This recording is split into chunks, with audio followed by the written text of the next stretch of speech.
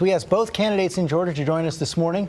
Secretary Kemp declined, but we are joined by the Democrat, Stacey Abrams. Ms. Abrams, thank you for joining us this morning.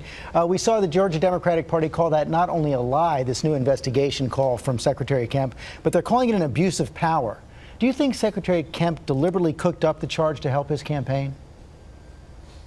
I do. In fact, I think he cooked up the charge because he realizes once again he has left 6 million voters' information vulnerable. And this has happened twice before.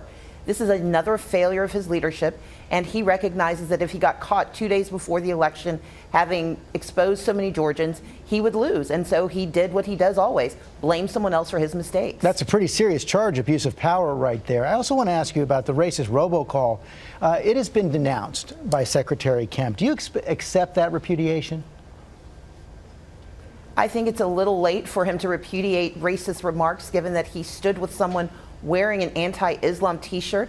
He refused to denounce the same man earlier who accused black veterans of not being people who should support our country. I think, unfortunately, Secretary Kemp has not only abused his power, he's failed to do his job. And you don't deserve a promotion when you do not serve the people you've been hired to serve. Just this week, he was hit twice by federal lawsuits where the federal judges agreed with voters that he had failed to do his job, allowing them to cast their ballots. You don't deserve a promotion when you fail to do your work. Are you concerned these racist appeals are going to work?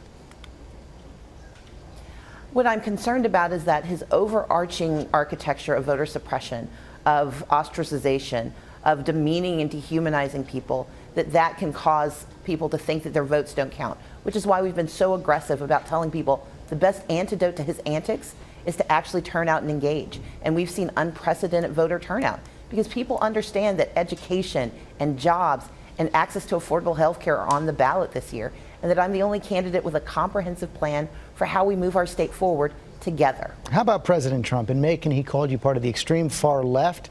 He said if you get elected, the Second Amendment is gone, and you would turn Georgia into a sanctuary city for criminal aliens. Your response? My response is that he is completely wrong.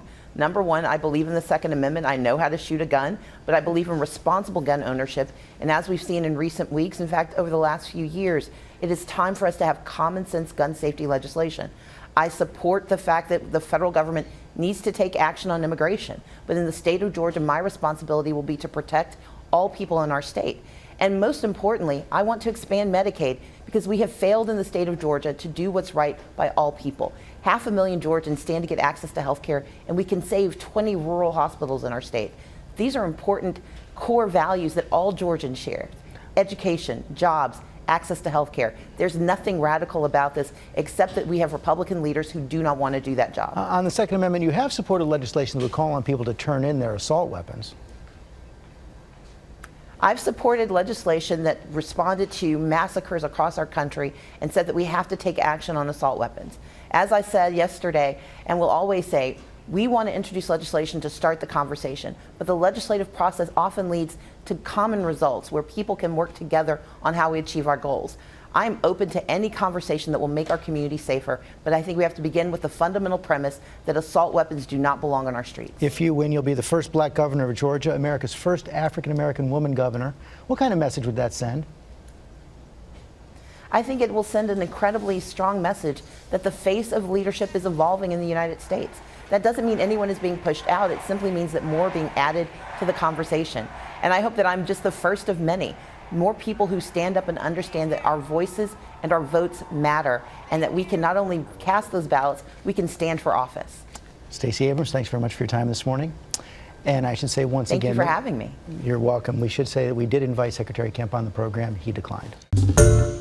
Hi, everyone. George Stephanopoulos here. Thanks for checking out the ABC News YouTube channel. If you'd like to get more videos, show highlights, and watch live event coverage, click on the right over here to subscribe to our channel. And don't forget to download the ABC News app for breaking news alerts. Thanks for watching.